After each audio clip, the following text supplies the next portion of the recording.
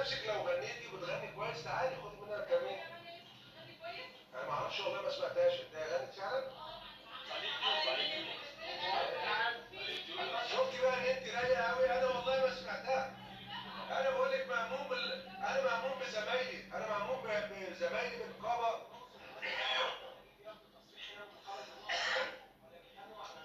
بص، في بروتوكول ما بين النقابات الفنيه وبعضها. احنا كنقابات فنيه،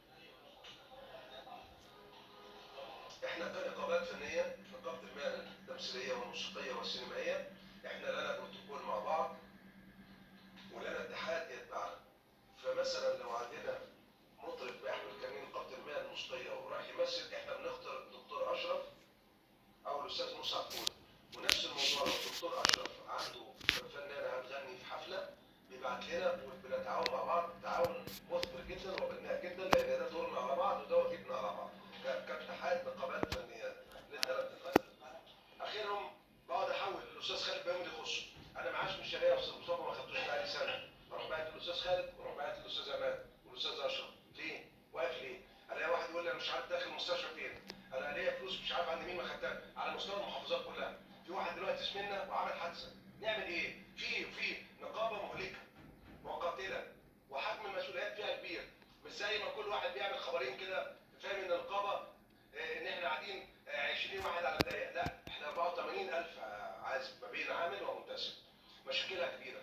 لما مشاكلها دي توزع والقانون عمل نقيبه 12 مقعد، يبقى ال 13 يشتغلوا. لو فرضنا ان في تفاوت نسبي بيننا وبين بعض، ما ينفعش تبقى الجامعه واحد شغال بنسبه 100% وواحد شغال 3%. ينفع يبقى 100% و80 و70 و75 و60 حتى و50 مقبول عندي، لكن يبقى 10%؟ لا، ده مش مقبول خالص وما ينفعش وحرام. في النهايه ان في لود كبير جدا على البعض مننا، وفي ناس للاسف لم تؤدي. تواجد عرفي شكلي مش فاهم له، ساعات ما بحسلوش لا لون ولا طعم. وللاسف انا بحب زملائي جدا، فجيت على نفسي كتير. الدور اللي هو المفروض يقوم بيه بقيت انا اللي بقوم بيه عشان اعدي.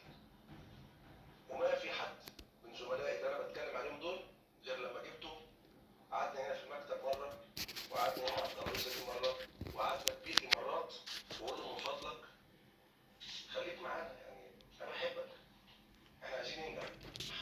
وانا طول الوقت من اول ما دخلت